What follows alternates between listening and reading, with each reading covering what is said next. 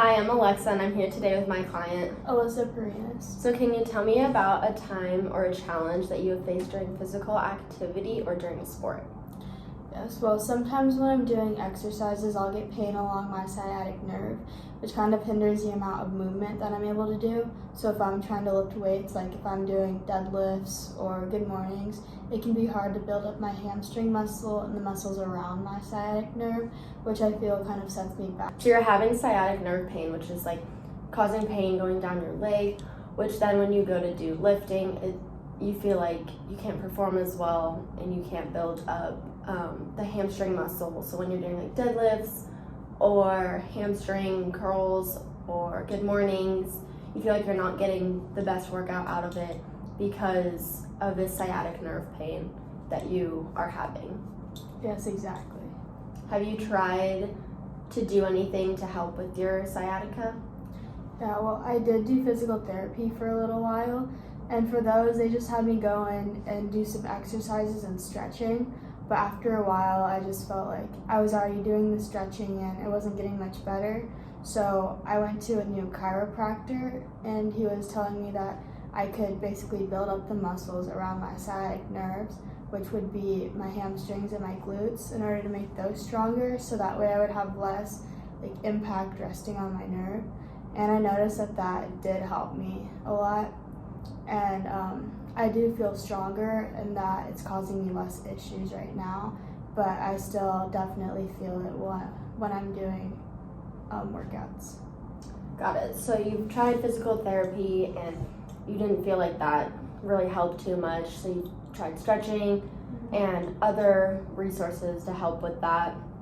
And then when you went to your chiropractor, they told you that building up those muscles around your sciatic nerve could really help, and then you started to see a difference in it. So obviously you said that you had sciatica, but is there anything in particular that causes it kind of to spike up and causes more pain? Yeah, well, I've noticed that when I'm sitting for long periods of time, it kind of starts tingling and getting irritated by the pressure that I'm putting on it.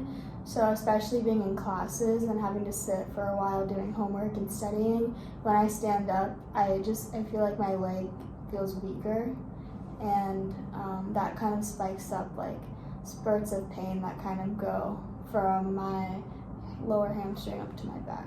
Yeah, I completely understand how that can kind of cause that to flare up because you're constantly sitting, always doing schoolwork, sitting down, constantly in class. So I completely understand and see how you sitting constantly can flare that up and cause more pain and damage when you're constantly sitting. What are some things that you try to do instead of maybe sitting down in class and try to do homework so that you aren't sitting down for long periods of time? One thing that I like is that most of my classes are shorter, so they're usually less than an hour and a half. If I do feel any annoying tugging or pain during class, I'll try to stand up, maybe go to the restroom for a second, or stand up and get some water. But overall, it hasn't been too bad in class. When I'm out studying is usually when I feel it the most, because I'll be sitting in plastic chairs, maybe at GCBC or other coffee shops for long periods of time. So what I'll do instead is I'll stand up and stretch, or maybe I'll stand up at the table if it's a higher table, just so that way I get more blood flowing through my legs. Yeah, that's a really good thing to do, is just to try to stand up. I think that's great what you're doing, standing up, and when it starts to hurt, you're I need to stand up, or I need to get moving so that this pain doesn't continue and continues to shoot through your legs, so that it doesn't obviously get worse and then cause your leg to be super fatigued or weak. One thing that I also noticed is earlier in my lacrosse season this year, I did pull my hamstring, which is on the leg that I have sciatic nerve pain. So I feel like that kind of set me back, whereas now that the muscles around it are a little bit weaker, I kind of have to train harder and just make sure that I'm being more careful with what I'm doing. For a few years, and then earlier in this season you had a hamstring injury that you kind of felt set you back, because now your hamstring is injured, so now you're kind of overusing other muscles, which is causing your sciatica again to sort of flare up and now you feel like you need to build the muscles up around again, because now that you have this hamstring injury, that your sciatica is flaring up, because now your hamstring is overcompensating and other muscles are also overcompensating. Yeah, I've definitely noticed that, especially when I'm doing squats. I noticed that I'm kind of shaky, where like I go down and I kind of lean more onto one side than the other before I kind of even out. So that has impacted my performance, like especially in the gym and weightlifting. But I'm usually able to power through it. Just sometimes I notice like extra soreness and tightness throughout the day. Yeah, which completely makes sense when you have an injury to a muscle and then it's overcompensating. It's very common that you're gonna have tightness and other stuff, so that is normal. So obviously you can see that there is a change, obviously with your hamstring injury, that you're not able to squat as normal as you would like or have the best form because of that hamstring injury that's causing issues. Have you tried to do anything for the hamstring injury, like initially when it happened, and are you still doing anything? Yeah, well, initially when it happened, I mostly just went about like rest, ice, heat, and compression. But after I've healed, now I'm trying to do more stretching, and I have a massage gun where I try to massage and like knead out any tight muscles that are in there in order to help me heal. Yeah, that's really good. Massaging the muscles out to make sure that they're not so tight. Taking that first step when you first were injured, resting, icing, all of that was really good. So it's probably been hard with the hamstring injury and then your sciatica again flaring up. What are some struggles that you faced during the rehab process of getting back to play? Well, obviously when you're out, you just really want to go back on and participate.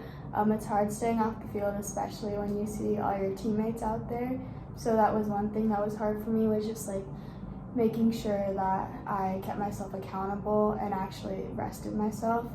I think that was the most important part in helping myself recover, because I know that in the past I probably would have pushed myself to my limits, and that would have definitely hurt my injury even more than it was. Yeah, no, I completely agree. You definitely did the right thing in resting and taking that time to make sure that your body heals. Because obviously when you push yourself too far, you can become more injured or prolong that injury.